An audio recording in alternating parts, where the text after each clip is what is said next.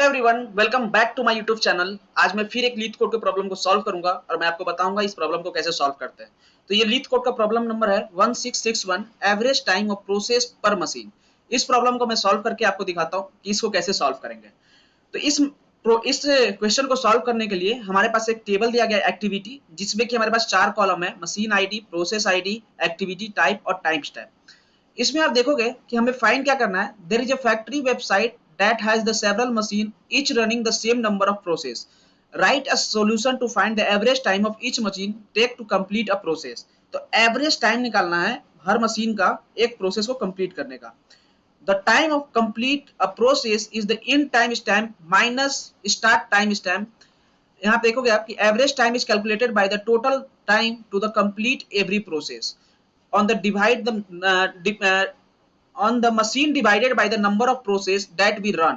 इसका मतलब क्या है? इतना जो टफ लैंग्वेज इसने बोला है, इसका मतलब बस यही है कि जब आप आउटपुट टेबल देखोगे, इनपुट टेबल देखोगे, तो यहाँ पे मशीन आईडी है और उसपे प्रोसेस आईडी। जैसे ये जो मशीन है, ये 2 बार प्रोसेस हुआ है। प्रोसेस का मतलब है कि एक बार स्टार्ट होगा, एक बार एंड होगा, एक बार स्टार्ट होगा, एक बार एंड होगा। तो अगर हमारा 4 बार ये चीज हुआ है ना, 4 हमारा यहाँ पे दिख रहा है, 4 लाइन अगर दिख रहा है, तो ये 4 लाइन का मतलब 2 प्रोसेस है, 0 और 1 प्रोसेस हमारा यहाँ पे है। यहाँ पे स्टार्ट और एंडिंग में क्या करना है, इसने बोला है कि स्टार्ट का मतलब होता है कि जो हमारा मिनिमम टाइम स्टैम्प था वो, और उसके बाद जो एंडिंग है वो मैक्सिमम होगा। तो मैक्सिमम में से हम एंडिंग को घटाएंगे, मतलब एंडिंग जो है वो हमारा मैक्सिमम होगा और हमारा स्टार्ट जो है वो हमारा मिनिमम होगा। उसको घटाएंगे मतलब सब्ट्रैक्ट करेंगे, तो हमारा जो नंबर आएगा उसका हम क्या करेंगे, एवरेज निकालेंगे। एवरेज निकालेंगे वैसे जितने भी प्रोसेस है उसका, प्रोसेस के अकॉर्डिंग। तो सबसे पहले जब आप देखोगे, यहाँ पे नीचे में एक्सप्लेन भी किया गया होगा, उससे पहले आप यहाँ देखो कि यहाँ रिजल्ट जो लाना है हमें, यहाँ पे बोला गया है कि result the table should have the machine ID along with the average time as a process time which should be the rounded to the 3 decimal place। 3 decimal place तक हमें राउंड करना है। यहाँ देखोगे ये हमारा आउटपुट है और यहाँ एक्सप्लेन किया गया है। जैसे आप 3 मशीन का देखो, 3 मशीन है हमारे पास, रनिंग 2 प्रोसेस ईच, मतलब हर एक मशीन 2 प्रोसेस हमारा रन कर रहा है। आप यहाँ पे 2 प्रोसेस जैसे रन कर रहा है यहाँ पे, तो हमारा यहाँ पे हर एक मशीन जो है वो 2 शिफ्ट में चलता है शायद, और दो बार प्रोसेस होता है। तो आप यहाँ देखोगे कि ये जो स्टार्ट है और ये एंड है, तो यहाँ देखोगे एंड में जो नंबर है उसको माइनस कर रहे हैं, सब्ट्रैक्ट कर रहे हैं किसके साथ, हम यहाँ पे स्टार्ट के साथ। तो यहाँ पे जब माइनस हो रहा है उसके बाद फिर प्लस कर रहे हैं इन दोनों के हम यहाँ पे, इसका माइनस इसके साथ। तो क्या निकला, टोटल हमारा प्रोसेसिंग टाइम निकला दोनों प्रोसेस का। उसके बाद हम क्या करेंगे, उनका एवरेज निकालने के लिए दोनों का सम करके और डिवाइड करेंगे। तो हम इस तरह से नहीं सॉल्व करने वाले, इतने लेंदी हम नहीं करने वाले हैं। मैं आपको एक ट्रिक बताऊंगा, उस ट्रिक से मैं इस प्रॉब्लम को सॉल्व करूंगा और आपको भी सिखाऊंगा कि कैसे मैं इस प्रॉब्लम को सॉल्व करता हूँ। तो सबसे पहले हमें बोला गया एवरेज निकालना है फॉर ईच प्रोसेस। तो हमें हर एक प्रोसेस का हमें क्या प्रोसेसिंग टाइम पहले फाइंड कर लेते हैं। तो वो फाइंड करने के लिए अगर मैं यहाँ लिखूं सेलेक्ट फ्रॉम, जो टेबल का नाम है हमारा वो है एक्टिविटी, तो मैं लिखूंगा एक्टिविटी।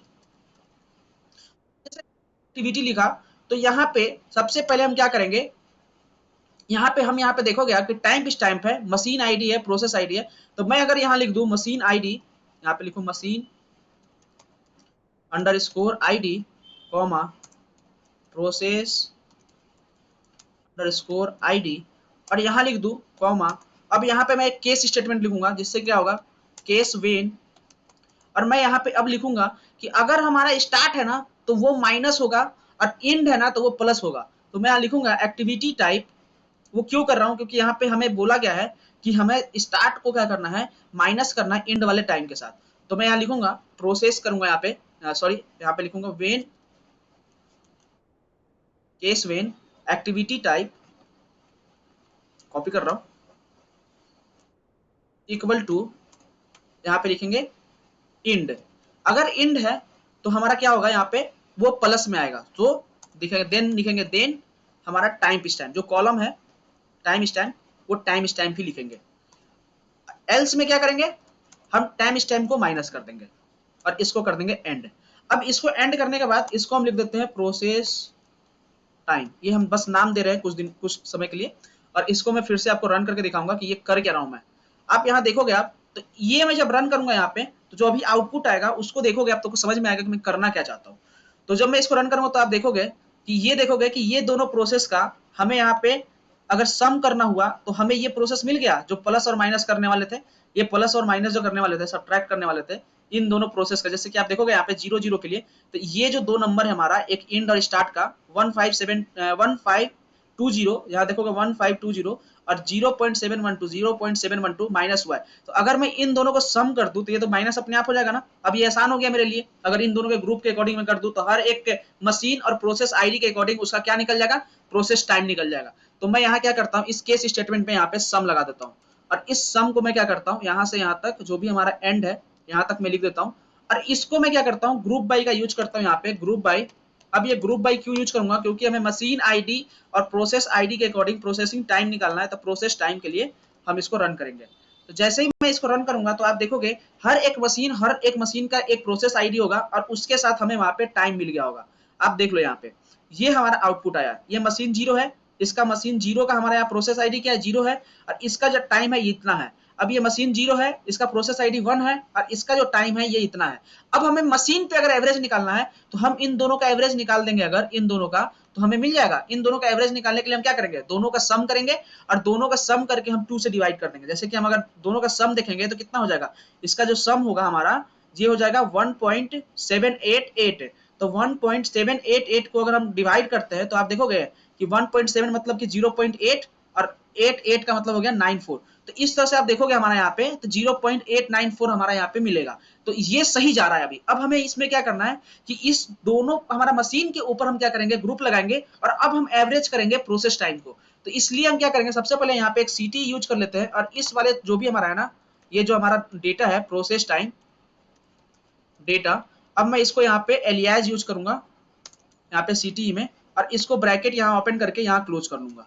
अब ये टेबल की तरह बिहेव करेगा। अब मैं यहाँ लिखूंगा सेलेक्ट, अब जो मशीन आईडी है ये मशीन आईडी, इसको लिखूंगा मशीन आईडी, और इसके बाद मैं लिखूंगा जो प्रोसेस टाइम है, ये प्रोसेस टाइम है, ये प्रोसेस टाइम, और इसमें हम क्या करने वाले हैं, इसका एवरेज निकालने वाले हैं हर एक मशीन के लिए। तो मैं लिखूंगा एवरेज ऑफ प्रोसेस टाइम, और इसका जो रिजल्ट लाना है, इसका हमारा एक्सपेक्टेड आउटपुट में हमारा जो एलियास होगा वो होगा प्रोसेस अंडर स्कोर टाइम। तो मैं ये लिख लूंगा, और फ्रॉम लिखूंगा जो कि हमारा सीटी है प्रोसेस टाइम डेटा। अब मैं इसको लिख लेता हूँ प्रोसेस टाइम डेटा।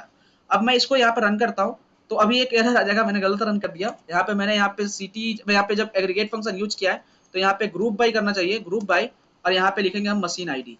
ये जो मशीन आईडी है इसके ऊपर हमें ग्रुप बाई करना पड़ेगा। तो जब मैं इसे यहाँ पे ग्रुप बाई करूंगा अब, तो आप देखोगे आप कि हर एक मशीन का हमें एवरेज वैल्यू मिल जाएगा। आप यहाँ पे देखोगे कि मैंने सबमिट कर दिया गलती से, तो गलती से सबमिट कर दिया था, रन करना चाहिए था। तो आप यहाँ देखोगे कि जो आउटपुट आ रहा है मेरा वो आ रहा है 11.205 और 61.842।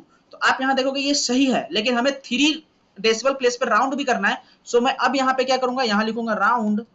अब इस राउंड में मैं करूंगा यहाँ ब्रैकेट ओपन, और इसको करूंगा (3) और इसको ब्रैकेट क्लोज, और मैं फिर से इसको रन कर दूंगा। अब रन कर रहा हूँ, सबमिट नहीं किया, उसमें गलती से सबमिट हो गया था। अब मैं इसको यहाँ से फिर से रन किया हूँ टेस्ट केस। आप देखोगे कि यहाँ पे जो हमारा आउटपुट आ रहा है वो सही आ रहा है, जो भी हमारा एक्सपेक्टेड आउटपुट है उसके हिसाब से। अब मैं इसे सबमिट करके देखता हूँ कि जो सबमिट करने के बाद जो हमारा इंटरनल टेस्ट केस है वो पास कर पाता है या नहीं।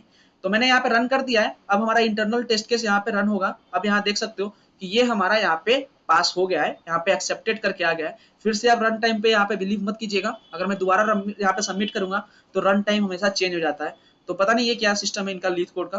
तो यहाँ देखोगे आप 69% हो गया, तो उस पर आप मत जाइए, बस आप देखिए कि क्वेरी हमारा एक्सेप्टेड हो गया है। इसका मतलब ये तरीका हमारा सही था इस प्रॉब्लम को सॉल्व करने का। अगर आपको कोई और तरीका पता है तो कमेंट कीजिए, मैं आपके कमेंट को लाइक करूंगा अगर आप सही कमेंट करते हो, सही आपका सोल्यूशन रहता है तो। मिलते हैं नेक्स्ट वीडियो में। Thanks for watching, bye bye.